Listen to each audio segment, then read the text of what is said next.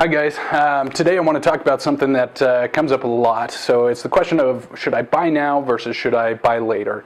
And specifically this is a question that I usually get brought up with first-time buyers. So scenario is going to change a little bit if you already live in a home, but today I want to focus on first-time buyers because that's where I most frequently get this question. So the people who say, I want to buy later, I'm waiting to buy a home, the first question I always ask them is, well, why are you waiting?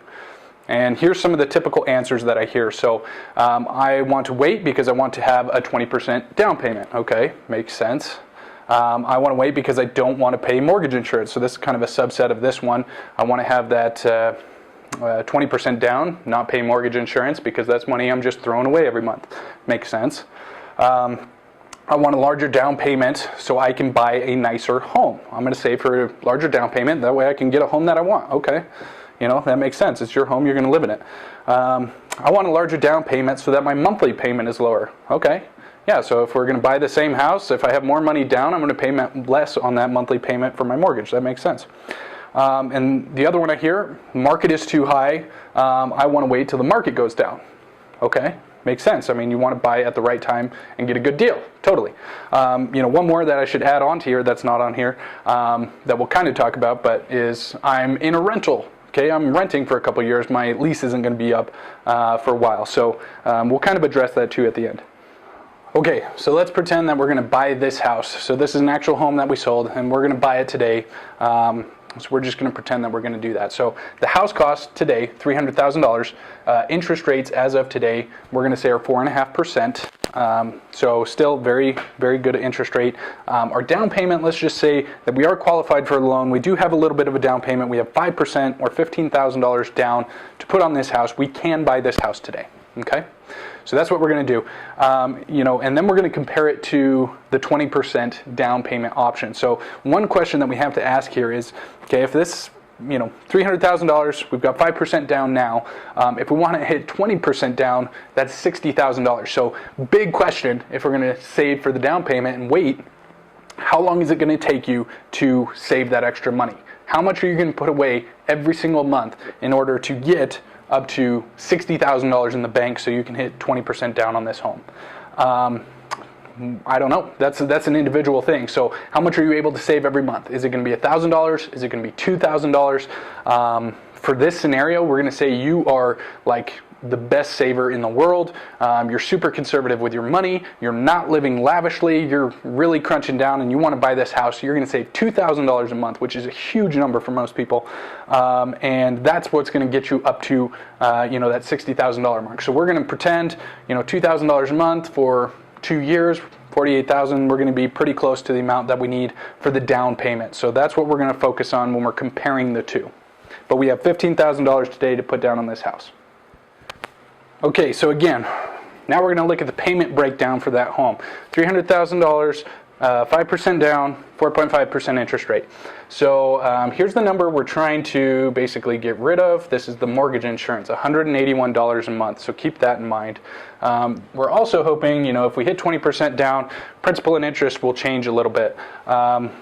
These two over here, these are, you know, based really off the purchase price. So whether we had 20% down or 5% down, those aren't changing. Those are more based on the purchase price of the home. So really those other two numbers that we're trying to get rid of, right? Let me erase some of this stuff. There we go. If my pen decides it wants to work for me. Okay, so one other thing I like to just mention. So let's look at the mortgage rate history. So here we are. We're clear back in 1963. We're going all the way. This chart goes to 2015. So we're a little bit farther down the road here. Let's say we're 2018, and we're, you know, about this high. So we have gone up a little bit. We're about 4.5%. So we've gone up a little bit since 2015. But overall, what do you see? We're still lower than we were in 1963. So historically, still a low interest rate. We're basically at the bottom of where this chart has ever been, or pretty close to it. So if we're at the bottom already, where do you think the interest rates are going to go? Can they go down? Not really. Can't go down much. So more than likely, they're going to go up. The question is, how much are they going to go up? So the other factor that I want to take a look at is market conditions, right? So I'm going to focus on where I do the most business, which is Salt Lake County and Utah County, and we're going to look at kind of appreciation. So we're in a very hot market here. This number is the appreciation based on the median sales price, so pretty good number. It's not taking in some multi-million-dollar homes that we have. It's looking at the median sales price, and then I average that number over 2 years. Basically, so that's how I come up with those. But between the two, we're about 8.8, 8.9% interest. We're going to take the conservative route, look at Salt Lake because it's a little bit lower. So let's say 8.8% interest appreciation. I guess I shouldn't say interest. 8.8% appreciation in the market. So if we took that same home, the $300,000 home, by the end of 2019.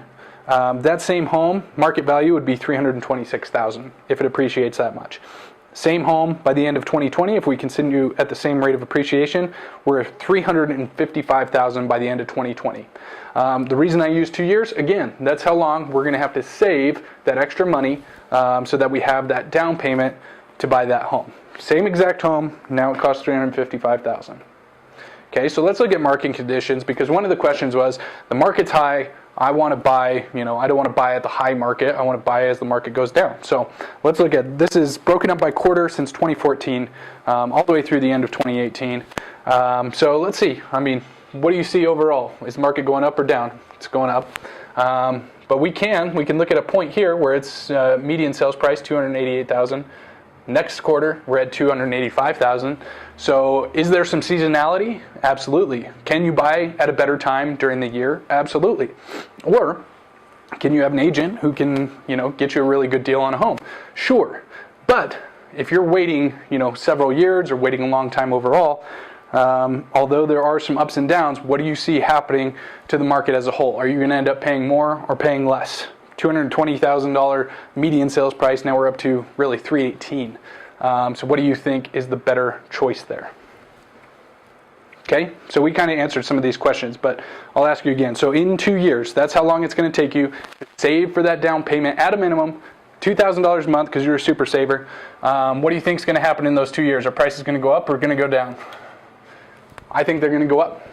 Economy is strong here. Job growth is strong here. We literally don't have enough homes for the people who are moving here. So supply and demand says, yeah, price is probably going to go up. Interest rates, we're already at the bottom. We're at the bottom of where they've been historically. What do you think they're going to do? Are they going to go up or down? Not really much they can do. So what does that do to your buying power? So if you wanted to buy the same house, now it costs more money. If you wanted to get the same loan, now that loan has a higher interest rate. So buying power, what's that one do? Does that go up or down? So think about those as we go through. Okay, so now here we are 2 years later. We're buying the same exact house 2 years later after we've saved for our 20% down payment. So that same house that used to be $300,000 2 years ago, current market value of that house is now $355,000. Current interest rate, I'm just making this number up. I said 5.5%. because we're assuming interest rates are going to go up. This is actually a really conservative number. So even by November of 2018, interest rates were up to about 5%. They've actually gone down a little bit. So we're at 4.5 here in first quarter 2019. So pretty strong chance that they'll be up to 5.5% at least in the next 2 years. So I think that's still a conservative estimate, but that's the one I want to go with. The down payment amount, let's talk about that. So we are hitting our 20% down payment, which is now $71,000. So remember, we were saving to get to $60,000. That was $24,000 a year to get to $60,000 plus the $15,000 we already had in the bank. Now, because the home price has gone up, we have to have a little bit more. So even 2 years later, we're still not quite at our full down payment. It's going to take a little bit longer because the price of that home has gone up as well. Okay, so let's do a payment breakdown now on that same house. So same exact house. Now we're at a 20% down payment 2 years later. Purchase price $355,000, down payment $71,000, interest rate 5.5%. Okay, look at these numbers. Remember the ones I said didn't change? Well, they did change because the purchase price changed. Those change based on the purchase price, not based on your 20% down. So overall, our loan payment, our principal and interest actually went up a little bit too, but $1,940 a month for down payment. or excuse me, for our monthly payment. Okay, now for this last one, let's go ahead and do a side-by-side comparison of if we bought this house now versus if we bought that house later, 2 years from now. So first thing we notice, we've got purchase price was $300 here. 2 years from now, exact same home, $355,000. That's just based on market increase. That takes our monthly payment. Over here, we're $1,900 a month. 2 years from now, $1,940. So we went up about $40 a month. Again, that's because of market appreciation and increased interest rate. This number two, by the way, once we can drop off the mortgage insurance, that's going to go down by that $181 a month. So you'll actually be saving even more per month after that mortgage insurance drops off. Let's look at this one, total interest paid. This is one of the biggest ones. So over here we're at $235,000 total interest paid. So that's if you do it, 30 years on the loan, you pay your monthly payment exactly for the full 30 years. That's what you're going to pay. Versus 2 years from now, because of the interest rate going up, we're at $296,000 total interest paid.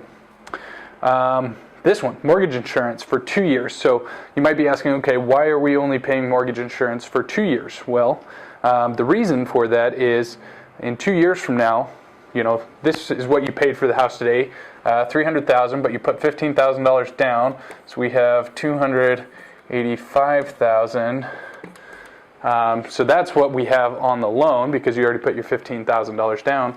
That house now, though, 2 years from now, the market price is $355,000. The market went up. So after a couple years, we can go to your lender and we can prove that you have that 80% loan to value ratio. Basically tell the lender, get an appraisal and let them know that, hey, my house is now, I have basically 20% equity in it because it's appreciated, and your lender will actually be able to drop off that mortgage insurance in most cases. So after that, you are only paying mortgage insurance, maybe a little bit over 2 years, but about $5,000 worth of mortgage insurance.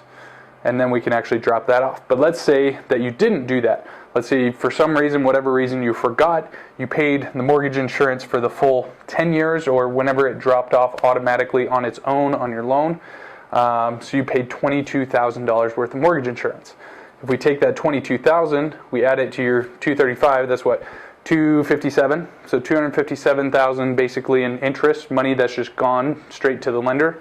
Still paying less over here than you are once you get that higher interest rate. So good one there. Mortgage insurance over there, yeah, you're paying zero, but you have that higher interest amount. What about rent? Rent for 2 years. So you still have to live somewhere, right, for those 2 years that you're saving up. So over here, you're paying $0 in rent because you're living in the house that you own. Over here, if you want something comparable to this house, you want to live in something that's going to be fairly nice, you're going to be paying at least that amount, your monthly payment amount, $2,000 or somewhere around there for something that's comparable. So in this situation, you're spending that $48,000 over those 2 years, about $2,000 a month, and guess where that money's going?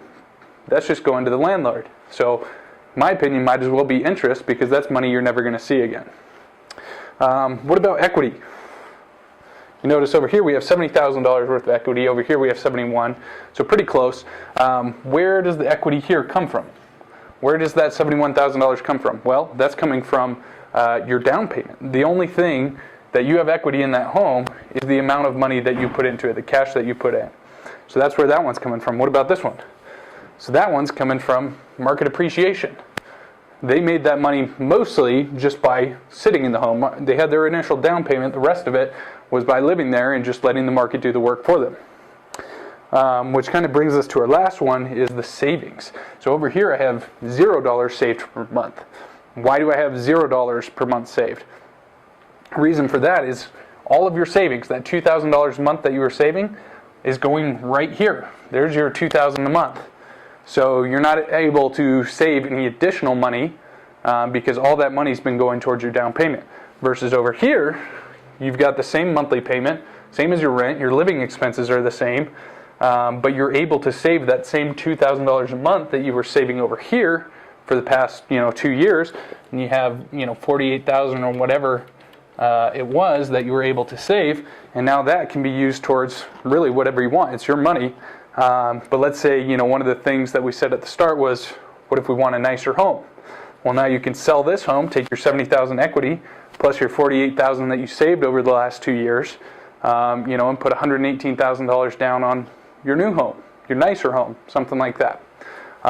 So that's one of your options, but you're only able to do that if you're in a home where you're able to save that additional money.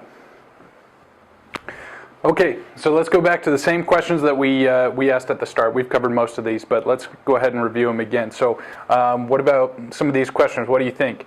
I want to save for 20% down payment. Good idea or bad idea in the market that we're in right now? How much is that going to help you? I don't want to pay mortgage insurance.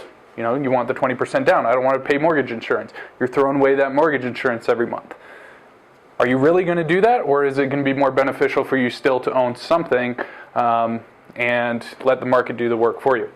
I want a larger down payment so I can buy a nicer home.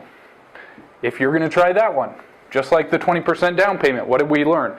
You're going to have to save that money really, really, really quickly. You're going to have to be able to button down and save it all up right now, because by the time that you can do that, in most cases, you're going to be spending more on the house or more on the interest. That's going to make it, kind of a moot point.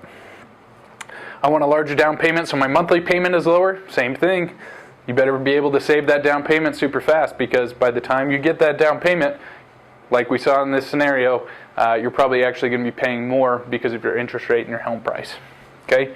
Market is too high. I want it to go down. What do we see on the market? Seems like market's going to continue to grow, at least for the foreseeable future. And honestly, I don't think it's going to be growing at the same rate, but it's going to continue to go up for quite a while. Couple others, the two that I wanted to touch on just a little bit. The other one was, well, what about rentals? I'm in a rental. I'm going to be in a rental for the next year or whatever the case is.